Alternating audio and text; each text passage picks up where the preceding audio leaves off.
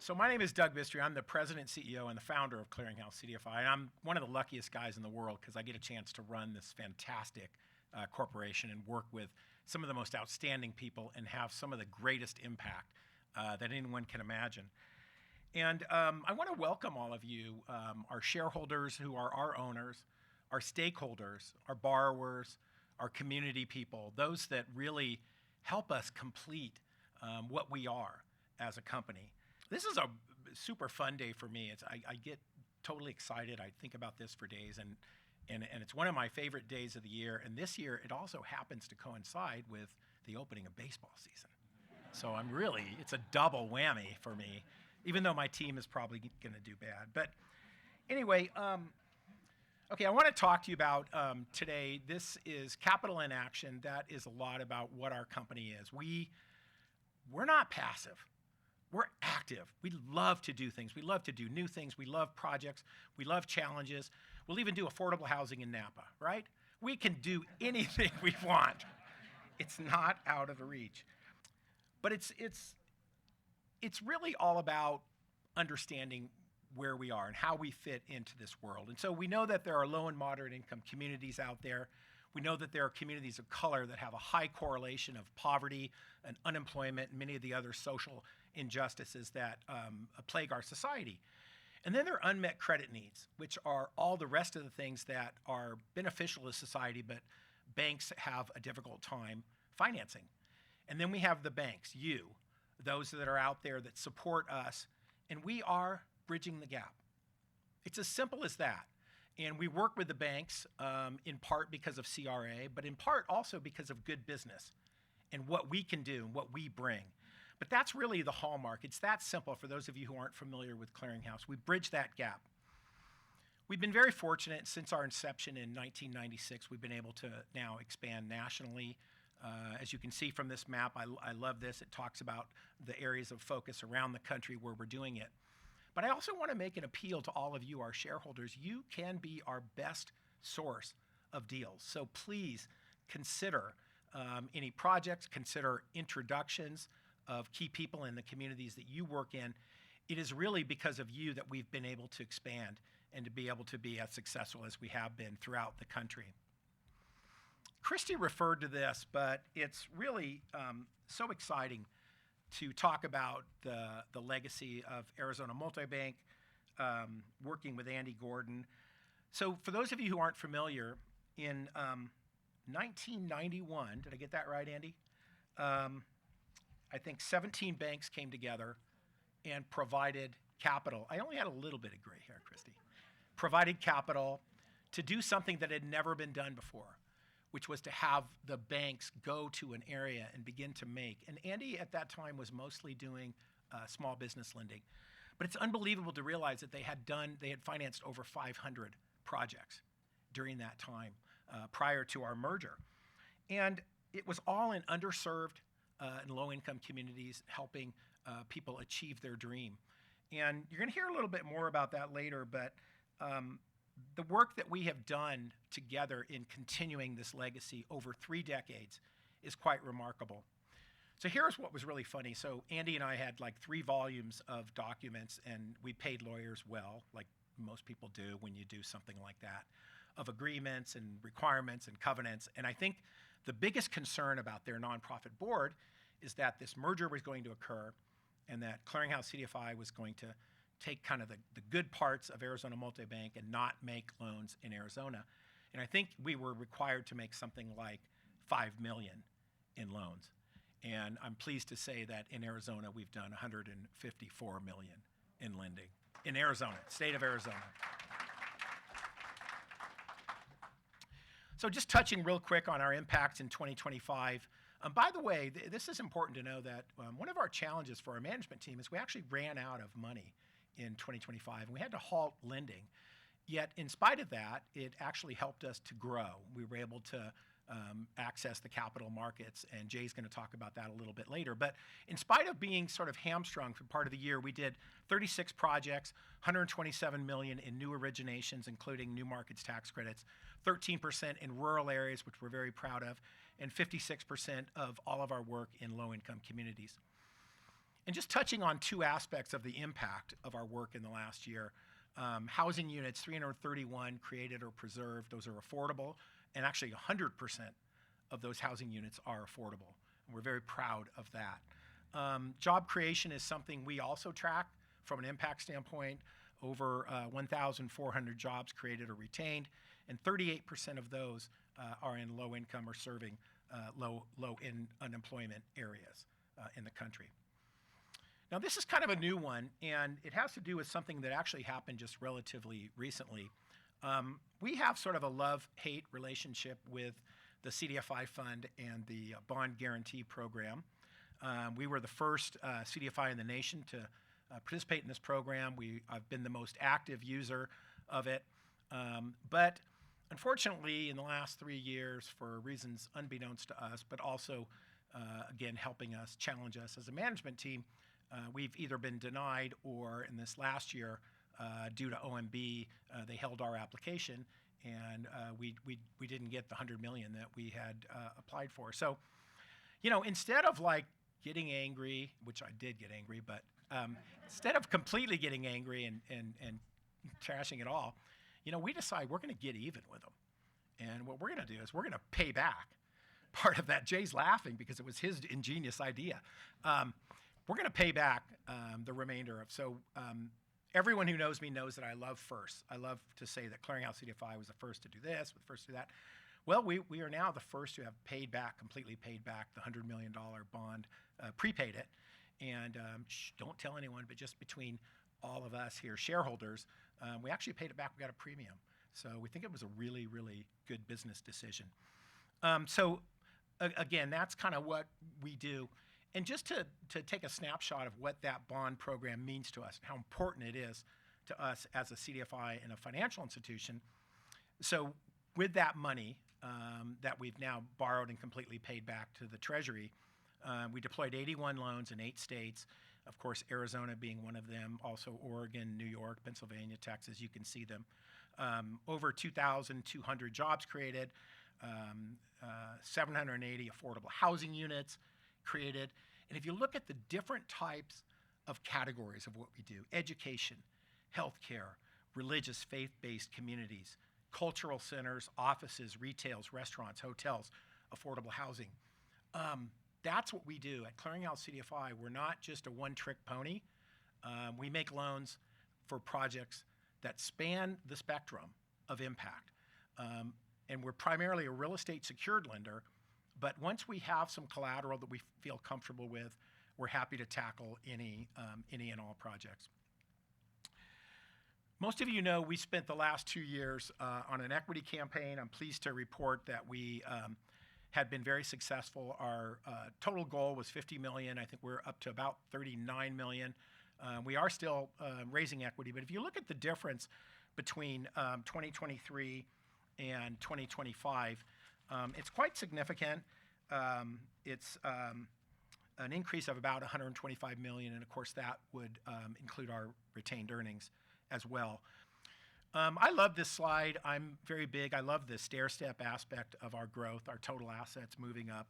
You can see now finishing the year at $878 million in total assets. And again, we always want to do that in a way that's efficient and managed. We want to make sure that we grow right. We want to make sure that we grow through the ways that we can and the ways that are continuing to benefit the communities that we serve. This is my final slide about the year, and that is something we're very impressed with, and I tip my hat. I'd like to, at this point, acknowledge my executive team and those who are here from my team. And you've met Christy, but I'd like to ask Jay, where's Eves? And where's Eves? Over here. And Andy, to thank them. We had over $10 million in pre-tax profit. Our net income, $7.3 million. This is our 26th consecutive year of profitability. One of our goals when we started this company was to prove that you can do community development, economic development lending in predominantly in low-income communities, and you can do it profitably. And I'm pleased to say that I think we've accomplished that. In closing my remarks on the state of the corporation, I wanted to just talk a little bit about where we are going to continue to grow and some of the things that are on our plate right now and some of the things that we'll be continuing to work with you, our shareholders, our new investors, and our stakeholders with. We're going to continue to grow the assets of the corporation. That's important to us. I am looking forward to the annual shareholder meeting where we can report that we're over $1 billion in assets, which we think will be a true milestone for the corporation. We've also announced, and we are still planning to move toward a liquidity event for our shareholders. We feel like we're still on that path. We are working toward that. It will remain to be an important. It will be probably an aspect that will be optional because from a legacy standpoint, we want to see this corporation continue to make an impact in years and years to come. I'm excited that as co-founders, co-participants in the Fulcrum Fund, that Fulcrum is a private equity fund that works in low-income communities. It's designed to bring wealth where wealth has never been before. And we're doing so well with that, we are beginning to launch Fulcrum Fund 2. And I'd like both Harrison Perry, who's in the audience, and Yves Montbelair to stand up, raise your hand, because if any of you are interested in investing in this at the reception, please talk to Harrison and Yves. Either one of them can share with you the work that we're doing. And I'd also like to acknowledge our friends at US Bank, PNC, Western Alliance, who invested in the first fund. So thank you all for your leadership. It is changing lives there as well. We are going to be raising very soon fund. It's Opportunity Zone 2 fund between 50 and 100 million to work on the Opportunity Zone project. We will be looking to both high net worth individuals as well as some of our banks. We will have a CRA eligible fund. And we have this really cool property, right, Andy? It's about 2 blocks from here. It's right next to the Suns basketball arena. And it is a prime, it's on Jackson Street, right? If those of you who live in Phoenix. And so it's a prime opportunity. And we have a property in Los Angeles. We have one in South Carolina. So we're kind of poised and ready to go on Opportunity Zone 2. And Yves Montbelair will also be heading that up for our company as well. We're starting an impact initiative with Andy Gordon leading that. It is unique. It is groundbreaking. And I think it will be transformative in the way that impact is tracked. And I am very excited about Clearinghouse CDFI being involved in that and working with both Andy and Chase on that endeavor. Also to honor and support our employees. In the next 2 weeks, did I hear an employee over there say something? Okay, they should. In the next 2 weeks, we are launching our employee phantom stock program. What that means is that every single Clearinghouse CDFI employee will have some vested stake in the year-to-year success of our company as we grow and as we continue to both increase in value and remain profitable. So, and folks, I got to tell you, we have such an outstanding staff. So later on in the reception, if you run into staff people who are here, thank them. And I have to thank Jerry back there. I don't want to point out any one single person because we have so many, but thank you all.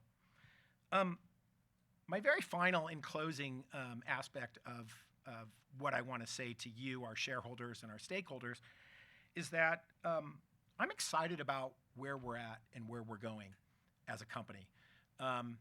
When I I climbed Mount Piestewa by myself in the dark. And that's, when you're not prepared for that, because it's early in the morning and it's dark and it's a tough trail and it's going up and that. And when I got to the top and I was so exhausted, and I kind of laid down on some rocks and I was just sitting there and I saw the sun rising. It was really spectacular. If any of you have a chance to do it, if you live in Arizona or you're visiting, I highly recommend it. And I suddenly had this moment of clarity. And I thought, the sun is just rising on our company and our team and what we're doing. And I'm so excited to continue that journey with you.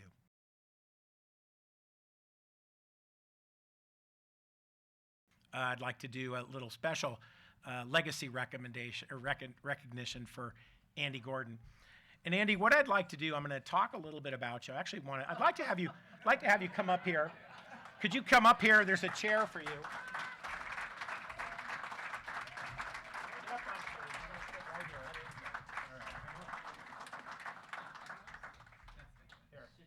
Wait a minute. Let me set it up where we need it. All right. Yeah. Is that good? Is that on your foot? All right. All right. Yeah. So it's hard to keep a secret from this guy because he's so integrated into our company and everything I do, personally and professionally.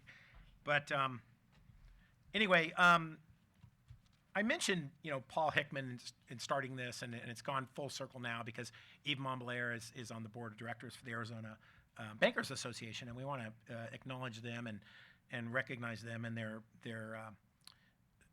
what a brilliant move that was to bring on Andy Gordon and what he's accomplished.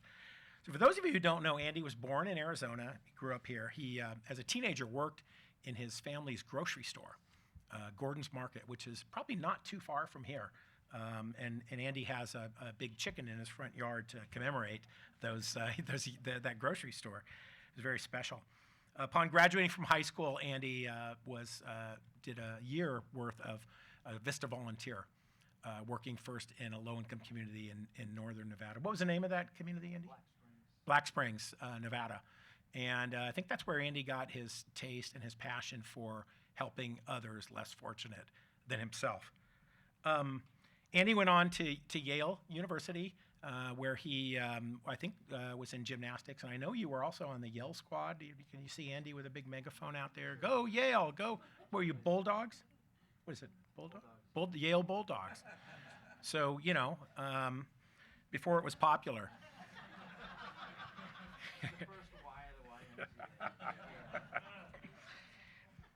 Andy later was employed by New York City, where he worked in the Community Economic Development Department doing loans to help bring back New York. And if you think of New York during the time period of that, it was under Mayor Ed Koch. New York had a long way to go. It was not the most wonderful place in the world. Andy made loans, helped transform the city of New York, but to the benefit of all the people of Arizona, Andy came back here. And that's when Paul Hickman and the leaders at the Arizona Bankers Association decided to select someone that would truly transform this state in the form of bringing credit to those that lack access to credit. So with 17 banks, they did over 500 projects. And I think about many of them, and Andy's taken me to some. I think of examples like Mon Orchid, that brewery, Waltz Hardware. I could go on and on and on. But the legacy and the number of small businesses, the number of folks that had received credit and touched the lives of Espiritu CDC, which is important. Andy made several loans to them. Really has been transformative. Andy as a person is a moral leader. And what I mean by that is he is committed to his ideals. And those ideals have spanned his entire professional career spectrum. By the way, this is important, Andy, because this is not like a retirement. He's going away. And if you say you're quitting, or retiring, then I'm going to stop right here and just tell you there's nothing for you because we need you. So I don't want any of you to think he's going anywhere because he's not. But what I'd like to do to further honor Andy, I'd like to ask a couple of community leaders to come up here on the stage with me to present Andy a couple of awards. I'd like to ask Sean Nelson, Pete Upton, and Armando Ruiz to come up on the stage and stand behind Andy. And this is kind of a little bit of a Native American tradition that I'm hopefully, Pete, you'll make sure that I do it appropriately, right? And you guys can just stand behind Andy if you don't mind. And this is I know, I'm crying too. This is a little monument plaque that says Legacy Award, and believe it or not, it's got Andy's picture in it. And it's a beautiful rendition. It's not a watercolor, but it's close to it. And I'll read what it says here, Andy. It says, in honor of your years of dedication to Clearinghouse CDFI, in grateful recognition of your outstanding leadership and service. And that truly is that. So I want you to hold this, but be careful, Andy, because it could tip in that. So yeah, keep it upright. And look, it changes colors too, Andy. Oh my gosh. Isn't that something? Yeah. So that's the first thing. And then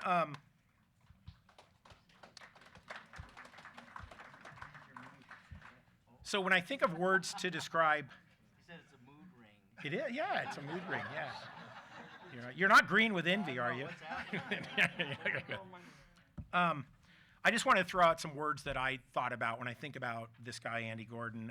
He's passionate, he's kind, he's smart, he's committed, he's creative, he's adaptable, he's caring, and you know what else? He's fun. He's funny. Yeah, Carol, right? He's pretty funny. That's Andy's wife, Carol. And his daughter, Chase, are here. Yeah. So in addition to Andy being sort of a moral guidance and compass to our company and a professional leader in terms of making sure that impact remains paramount in every single thing we do. And he's always done that from the days that he ran the Arizona Multibank to all of the time. And it's truly been a blessing to have him on our staff and to have him help complete what this company is. And I think each and every one of you as shareholders or stakeholders know the benefit of what Andy's done. And at this point, Andy, I'm going to say a few more words, but I'd like these gentlemen to take a special recognition. And this is a native tradition. We have a wonderful blanket, and this is now I'm going to cry. A blanket in Arizona in the summer. Yeah. So this is a chief blanket because you are truly a chief and should be recognized in the highest honor. No, well, I don't know. Ask these gentlemen. I think you stay seated. And they're just going to drape it on your shoulder ceremonially. Yeah. And I want you to feel the love, Andy.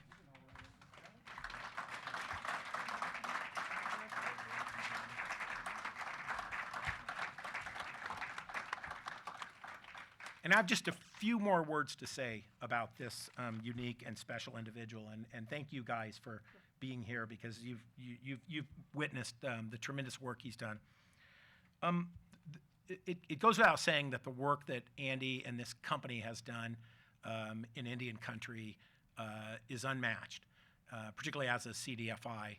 And it's a little embarrassing to be able to tell people that we're one of the top lenders in Indian country at all, but we are. At one point, I think we were the most, and maybe we're not. Who knows how to measure it? But we do a tremendous amount of lending and work in Indian country, both in our direct lending as well as in new markets tax credits. And Andy is a big part of that.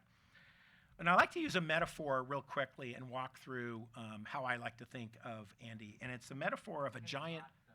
I know. Good. I'm also trying to get Andy to try my hot yoga with me, and I thought this would be a good way to see if he could take it. But so I think of Andy as a giant tree because he has deep roots that are in the community that he serves and he loves. He's strong, unshakable, particularly in stormy weather. When things are going bad, I go to Andy. It's like, oh my God, Andy, how are we going to solve this problem? And he usually calms me down and helps me. He has a big canopy of leaves that provide protection, shade, and comfort to others, to many others. This tree is grounded, and he's alive, and it's produced tremendous fruit, as witnessed in Chase and all of your children and grandchildren now, and Solomon and all the folks. So, Andy, thank you for being a professional and personal mentor to me, and someone, a friend, and someone that I know I can trust and turn to. And on behalf of the entire company, Clearinghouse CDFI, Arizona Multibank, the folks at the Arizona Bankers Association, and all of the tens of thousands, perhaps hundreds of thousands of lives of people that you have touched in your career, thank you very much. Yeah. Standing.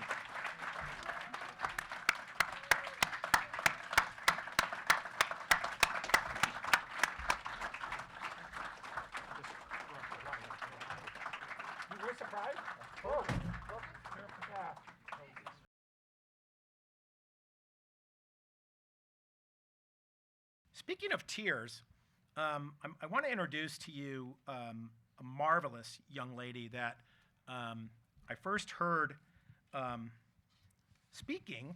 I'm sorry, I first heard when I attended an event at the Espiritu CDC Youth. It was the annual South Phoenix MLK luncheon, and she had the opportunity to sing there. And I actually was moved to tears when I heard her voice. I'm talking about Aubrey Marie Scott, who is going to entertain us in just a second. You'll get a chance to see why I was so excited about her. And you know, this young lady is truly remarkable. She is someone who has been educated by her father. She is an advocate for literacy. She is an ambassador, and she's also just a wonderful, warm spirit, and somebody that I connected to when I immediately met her, and I was just so honored. And and when she was singing at the luncheon, I went up and introduced myself to her father, Anthony, and to Aubrey, who's here, and I just wanted to get to know them. And I just thought, you know what? We need to share your beauty and your grace and your elegance and your talent with the world. And I was honored when they agreed to come and have Aubrey sing a song for us. So Aubrey, without further ado, my dear, please come on up and we will have the song that you are going to sing. And today you are singing for us A Million Dreams by the Greatest Showman.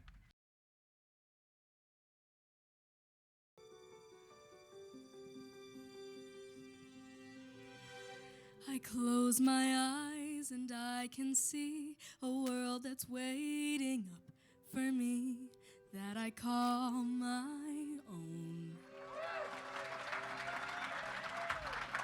Thank you all so much. Aubrey, I want you to stay up here. Thank you. That was just absolutely fantastic, and I think please stay right here. Yeah, for just a second. You can probably put the mic down, I think, unless you want to sing another. So I think later on we're going to have her sing at the reception. But you can see why I was so enamored, and I think my instincts were right about this young lady, and she's that just beautiful. It, again, brought tears to my eyes, and you have a real gift, a real talent for that. What I didn't tell the audience earlier is that you are how old? I'm 11. 11 years old. So, and I hope that maybe, Susan, we could figure out a way to get her into our internship program too as well. Oh, good, good. But more importantly, Aubrey, I wanted to let you know that I selected that song because I knew that you would deliver it. And by the way, her and her father said, you guys choose a song. We were like, well, don't you want to do one you know? Or she's like, no, I'll do anything. So I chose that song because we have A Million Dreams at Clearinghouse CDFI. It's like a theme song for us. And so you delivered it, and I'm glad we captured that on tape because we're gonna promote it. Anyway, we have a little something for you. One final thing, and that is to we'd like to support the nonprofit that you and your father are involved in, and this is the youth literacy. It's called Phonetics, and it's right here. And I know there are so many bankers in the audience, and I know folks that want to support that. Aubrey, you've benefited from it. Reading is so important, and particularly for students that have a challenge with it. And you have been an ambassador for this nonprofit, and I'd like to ask each and every one of the banks that are here today to get information and to find out if they could maybe support it to grow your nonprofit and Phonetics into a bigger, more impactful thing. Because if it's done anything for you that it could do for other children, I think it would be a really, really wonderful thing to support. So we have a gift for you. You'll stay right there. Clearinghouse CDFI is presenting $3,000 to Phonetics on your behalf. Yes. Yes. You can hold it. Yeah. We'll do a picture. Let's see. We'll get a picture and definitely video. Thank you. Yes. You're very welcome. And I think we'll give this back now. You'll get a real check that's smaller. Okay. And I'll let you go back to sit down there and